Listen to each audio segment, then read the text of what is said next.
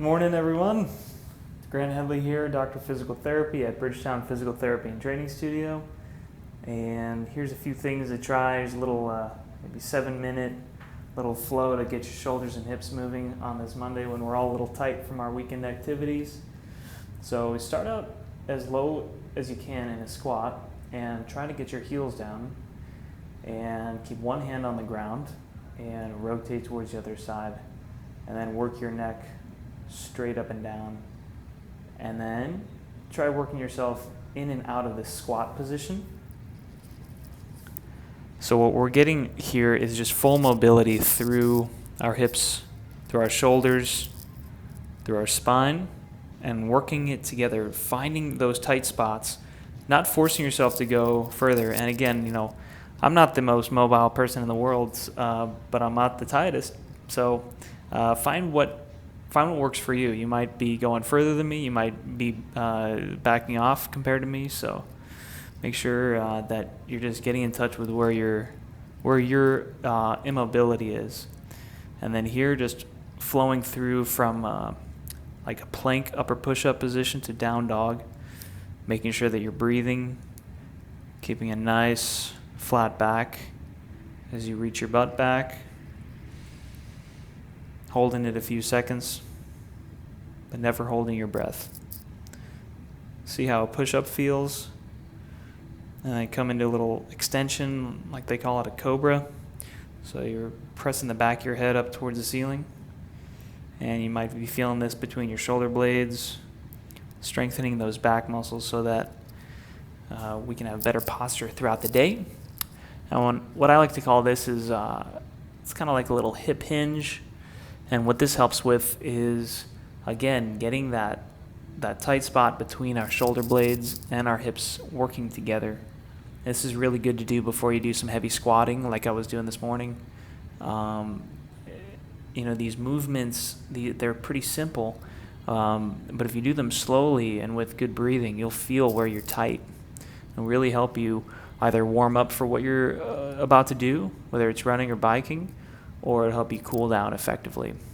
And so, here's a little push-up flow. So you go down to a push-up, back up to plank, and then back to down dog. You can flow through that a few times, like 3 to 5 times is what I would suggest.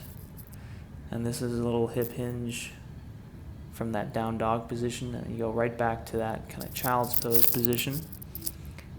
And you might be feeling this, if you keep your head straight instead of letting it drop, you'll feel some tightness between your shoulder blades if you're anything like me after I do my paperwork. And then here again, just getting that hip and the shoulder working together. The opposite arm and leg are reaching, maybe 3 to 5 times each side. Make sure, only rules are that you can't fall down and you've got to keep breathing. And then every time you do a move, just try out that down dog again and see how your hips are opening up. Notice you might be able to walk your hands or feet wider or further apart on the mat. So that's indicating that your body is warming up. It's getting more mobile as you're practicing. That's the beauty of this stuff. You do a little bit, and you can see results pretty soon after you start. We retest that squat. Feel a little bit more comfortable. And again, if you don't feel results right away, you got to keep practicing too. This stuff takes, weeks to months, but you do a little bit every day and it makes a big difference. So here, just keep practicing some squat to forward fold and just see how those hips are opening up. And see how it feels to really get the feet flat into that bottom position. And then roll back. We're going to take care of some more extension positions now. So we're doing a little reverse plank here.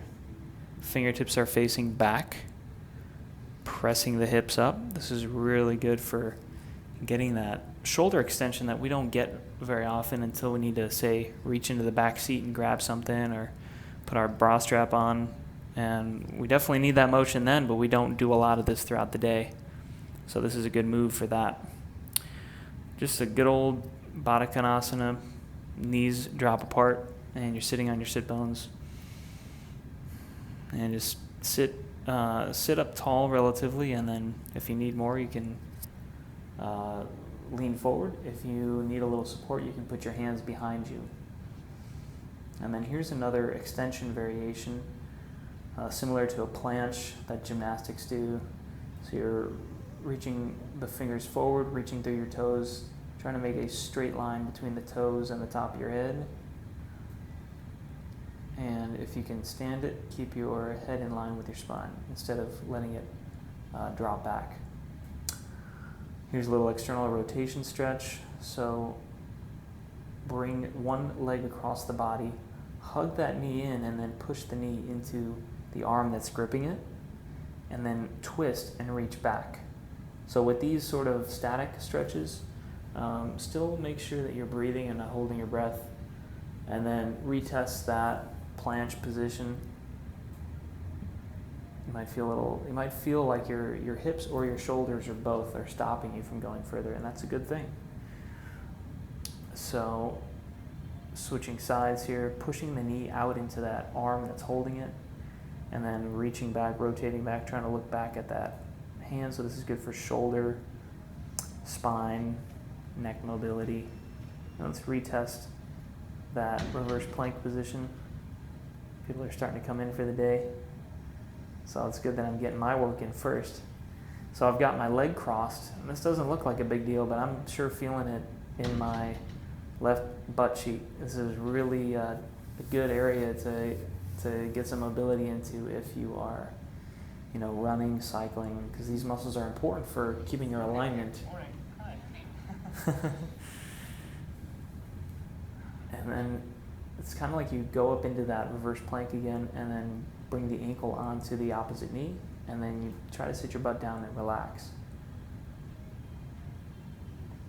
And so this is what I like to do instead of a good old pigeon pose, because I feel like it's safer for my knee and helps me really get into that area without the rest of my body tightening up. So, and then we're going to retest that squat position, and there we go. A couple things working on our spine, our hips, our shoulders. Enjoy that. Try it yourself. Try this before or after a run, and come on in and see us if you have any issues. Talk to you later. Bye.